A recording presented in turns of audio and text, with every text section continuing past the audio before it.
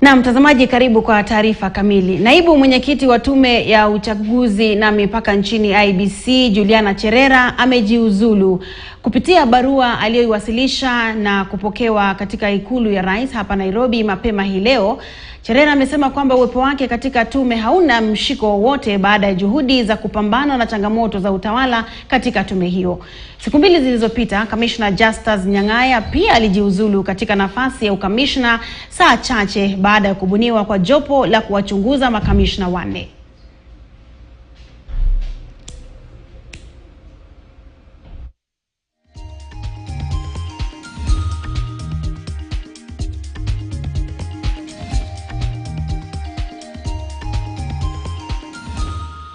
Na mtazamaji, mahakama ya uajiri na leba jijini Nakuru imefuta uteuzi wa mawaziri 10 wa kaunti, ikisema mchakato wa kuwateua haukufuata sheria. Jaji Helen Wasilwa ametaka shughuli ya kuteuliwa mawaziri kufanywa upya, akitaka jamii mbalimbali ambazo zinaishi Nakuru kuzingatiwa katika orodha hiyo. Sakali Dalmas anaarifu.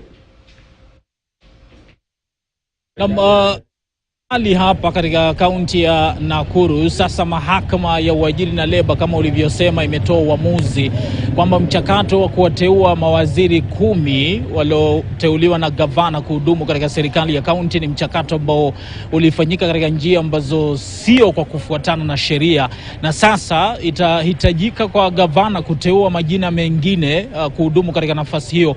Isisahaulike kwamba walalamishi katika kesi iliyowasilishwa katika mahakama ya uajiri na leba walikuwa wametaja baadhi ya masuala. Miongoni mwa masuala hayo, swala la kutojumuishwa kwa jamii mbalimbali ambazo zinaishi katika kaunti hii ya Nakuru. Niruhusu mtazamaji nizungumze na bingwa hapa, wakili Kipkoech Nyatich, rafiki yetu hapa, na mara si moja amechangia katika kutoa maoni yake kuhusiana na masuala tofauti ya kisheria. Inaonekana huenda mwaka huu ukakamilika bila kuwepo serikali ya kaunti hapa Nakuru, labda gavana na naibu wake tu, kutokana na kesi dhidi ya uteuzi ule wa mawaziri na vile vile maafisa wakuu wa kaunti. Inatupa taswira gani, wakili Kipkoech? Shukran. Lazima niseme kwamba uamuzi wa mahakama siku ya leo katika jimbo la Nakuru ni pigo kubwa kwa gavana Susan Kihika, na inamaanisha kwamba wananchi kutoka sehemu hii ya Nakuru watakosa huduma muhimu kwa muda. Kulingana na mimi.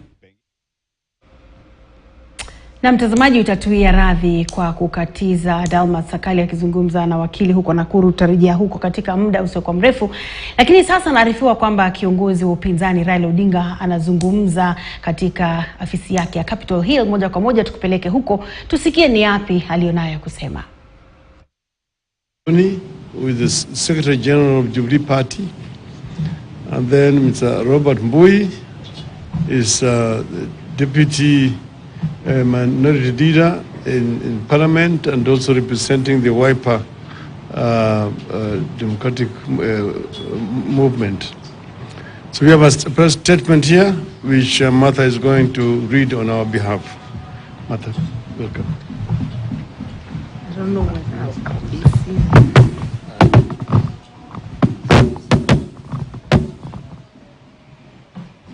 we have a few pronouncements to make regarding our planned 7th of December meeting at the Kamukunji grounds and other matters of national interest. The December 7th Kamukunji meeting, we confirm that the meeting is on as earlier planned. Secondly, we wish to affirm that the Kamukunji event is a public consultative forum. The right to public protest, the right to demonstrate are enshrined in the Constitution. But the Kamukunji meeting is a consultative meeting, and we want to make it very clear that the rights granted by our Constitution cannot be derogated by anyone, not the courts and not any other authority, and must be respected. The meeting will be a coming together of Kenyans to share views on the state of affairs in the country, The meeting is in line with Article 37 of the Constitution on the right to assemble, right to demonstrate, picket, and to petition.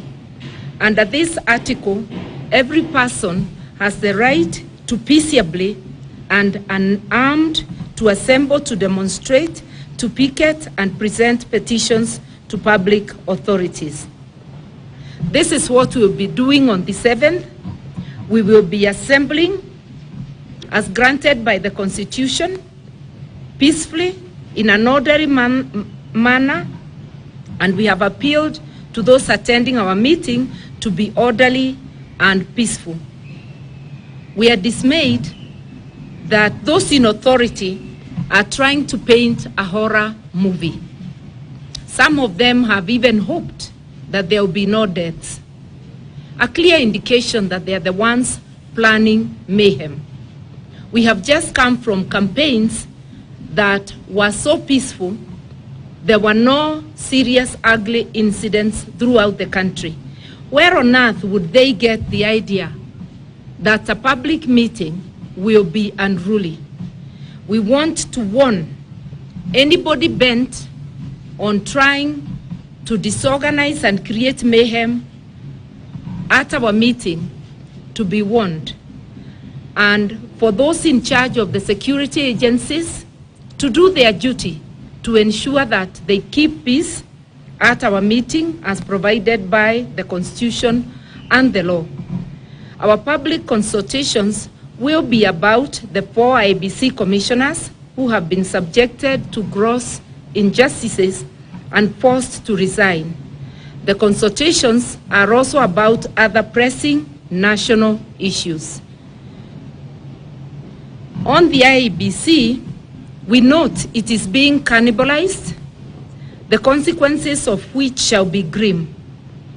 We are gathering to discuss this state of affairs and to remind those in authority that all legislation relating to elections in this country is normally negotiated. The law they are trying to amend was negotiated in 2017. Similarly, all laws relating to elections and to IEBC must be negotiated, and we shall not tolerate skewed legislation, partisan legislation, trying to introduce a William Ruto Electoral Commission, not even a Kenya Kwanza, a William Ruto Electoral Commission. The Electoral Commission must be for all Kenyans, not to serve an individual or a faction. An area of grim concern to us, which we intend to deliberate on, is the cannibalization and politicization of the public service, the skewed appointments which we have noticed, and we regard the public service as the foundation of our nation. Nations begin to fail when the civil service fails. We are concerned that the fairly functional public service of Kenya, and which our nation has struggled to build over the years, is being turned upside down by the UDA regime. Civil servants who have painstakingly built careers in public service have been overlooked and bypassed by the Ruto regime, and now being made to answer to failed politicians, crooked businessmen, and mercenary activists who have no experience whatsoever in the functioning of civil service and of government. That is what has happened with the appointments, partly of cabinet and of principal secretaries. As if the appointments of failed politicians, crooked businessmen, and mercenary activists to run ministries is not bad enough, the appointments have been extremely skewed against other regions. We are seeing a massive return of nepotism, tribalism, and favoritism in the public service. These have long demoralized so many officers who have then become mere hostages to a system they believe does not appreciate them. The regime change in 2002 and subsequent regimes strived to professionalize the public service and by and large allowed career civil servants to be in charge. Now, Ruto has turned that upside down. The result is going to be a host of frustrated officers who stay on just to secure pension and who turn to other ways to supplement income. We have always, as a nation, given our civil servants the assurance that if they work hard, maintain a clean record, exercise discipline, nothing will stand between them and rising to the top. Ruto has betrayed them. When a failed politician or mercenary or party activist is suddenly imposed on senior civil servants, like directors and senior assistant secretaries who are looking forward to advancing their careers in public service, we cannot expect such officers to continue being committed to their jobs and to give our nation their all. We want our public service to attract and retain men and women of quality. Public service must have the pace of Kenya. It can't be 2 or 10 communities. It must reflect the pace of Kenya, which is 47 communities. What we have today is unprofessional, skewed, and unacceptable. We want to start a robust conversation on the introduction of genetically modified foods and seeds in our country. We have a responsibility to educate our people about the ill effects of GMO and the corrupt motivations of those trying to introduce them here. Introduction of GMO will turn our farmers into slaves who will not be able to plant without buying from a select number of companies. On the 12th of December, at Jacaranda Gardens, we will have our own celebrations of our independence and our republic. This is the Republic of Kenya, not the republic of an individual or a regime. Our celebrations will therefore be at the Jacaranda Gardens. Ruto and his deputy have a very narrow view of the Republic of Kenya. They do not know where Kenya has come from. They do not know where they want to take it. Ours will be a celebration of patriots. Those who don't like to hear that word, itakuwa ni mkutano wa wazalendo wa Kenya. It will be Jamhuri ya Wazalendo, men and women who have made sacrifices for this country and who know where the country is supposed to go. We are concerned about the very brazen attack on Chapter 6 of our Constitution. Brazen because the accused are being appointed to critical public offices that have immense bearing on whether we grow or stagnate as a country. We are seeing a pattern where people facing serious criminal cases like money laundering, fraud, giving kickbacks, such people are being appointed to critical positions, including leadership of the very institutions that have taken them to court. Ruto is slowly imposing a mafia state on Kenya. This reign by gangsters is scary and unnerving. It has never been seen in Kenya, even during our past bad days. It has been said jokingly in the past, whereas other countries have a mafia, in Kenya, mafia have a country. This is now officially true. It is clear that despite the outrage of the people of Kenya over the criminal backgrounds of most of the people being appointed to critical public service positions and to government, between the appointees and the president, they are as thick as thieves. Thank you.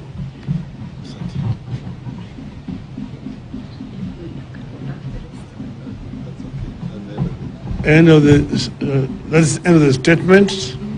No, we don't want to. No. It's a good one. Does David say something here? Haya. Sasa habari yenu?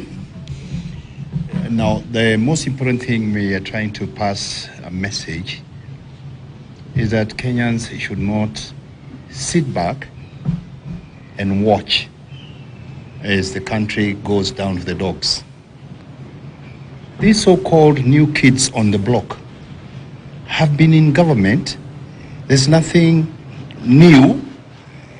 In fact, they're just reinstating those old bad days, and we are cautioning Kenyans and alerting them that the era of dictatorship is back with us, and that Kenyans should not sit back and allow these people that comfort of thinking that they can subdue all of us. We will not let that happen, and we are going to engage them, because that is...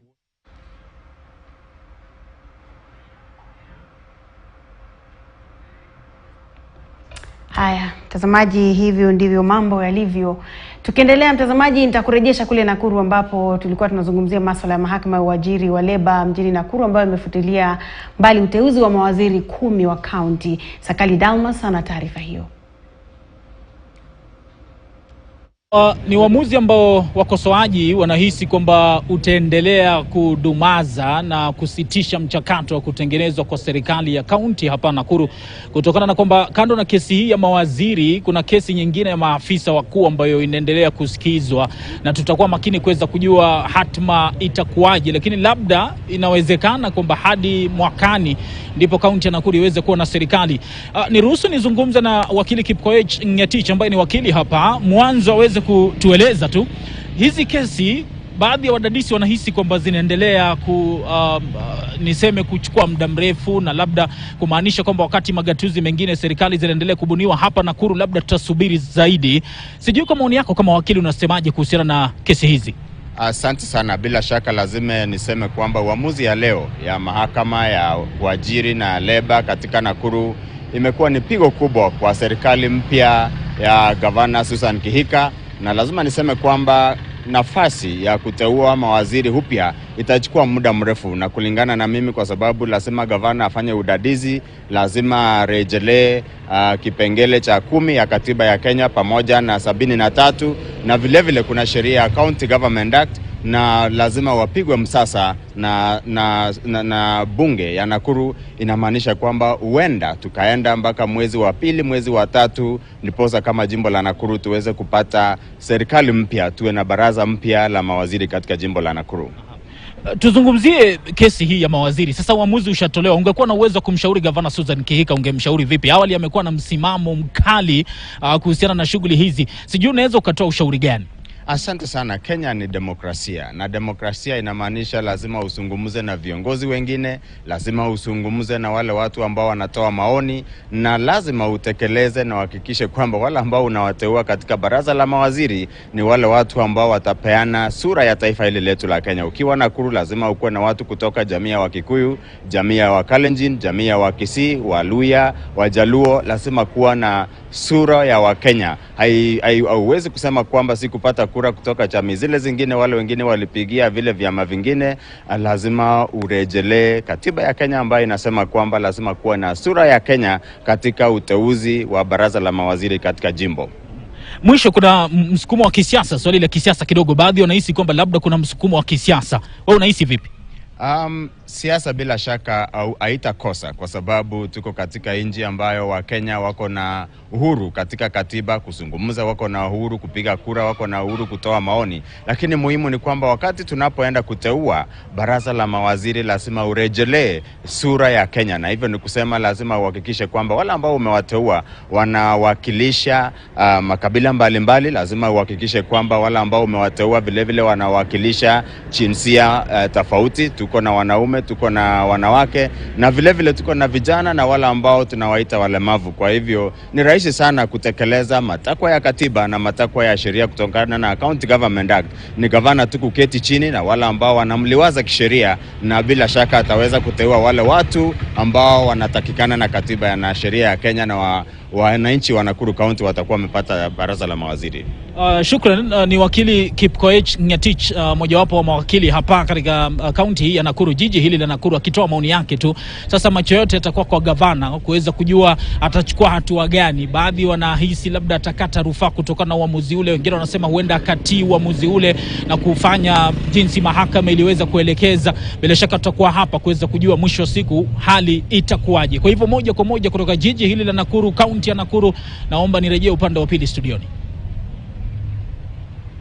Na mtazamaji, baada ya taarifa hiyo nitakurudisha moja kwa moja kwenye afisi za Capitol Hill ambapo mkutano unaendelea baina ya baadhi ya viongozi wa upinzani wakiongozwa na Raila Odinga.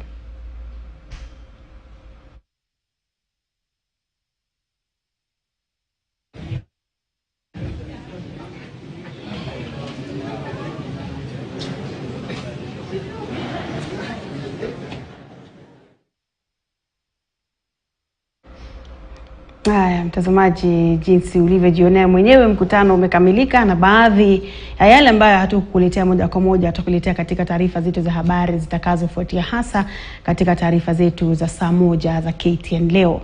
Tukiendelea, wabunge wa muungano wa Kenya Kwanza wanakutana hapa Nairobi kujadili mikakati ya bunge. Kikao hicho cha siku 2 kilifunguliwa rasmi na naibu rais Rigathi Gachagua, nia kuu ikiwa ni kuweka mikakati ya baadhi ya sheria za kupewa kipaumbele wakati watakapo rudi bungeni mnamo Februari mwaka 2023.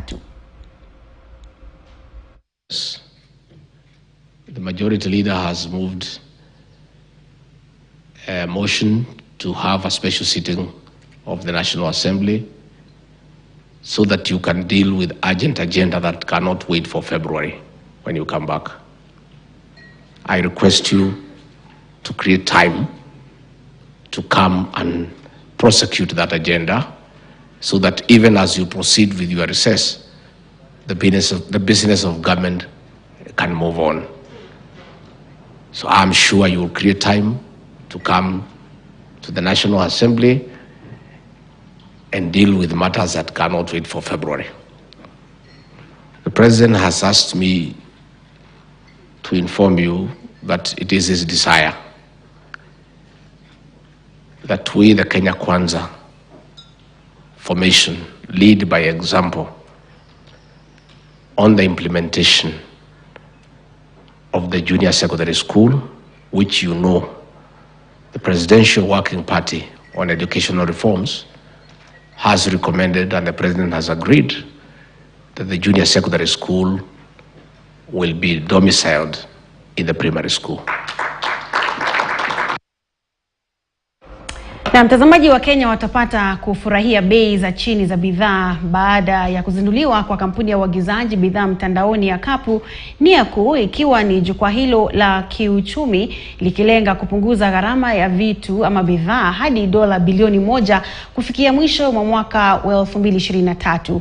Kwa mujibu wa mwanzilishi wao katika mtandao huo, kupanda kwa gharama ya maisha na haswa gharama ya chakula ndio imekuwa wasiwasi wao mkubwa, huku wa Kenya sasa ikisemekana kwamba wanatumia hadi 40% ya mapato yao kwa vyakula ikilinganishwa na nchi zingine ambazo hutumia 6% pekee kwa mapato yao.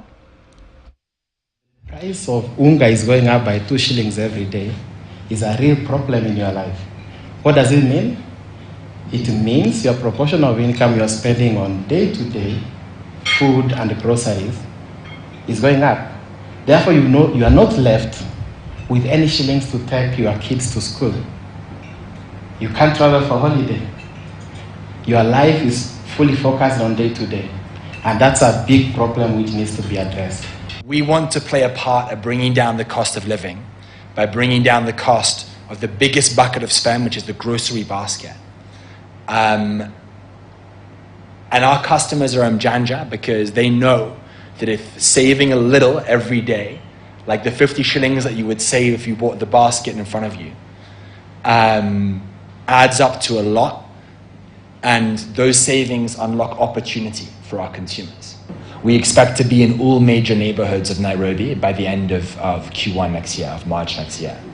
So we're expanding quite quickly, which is important because it gives access to consumers to Kapu services and to saving with Kapu. and it gives earning opportunities to agents by us being present in those environments.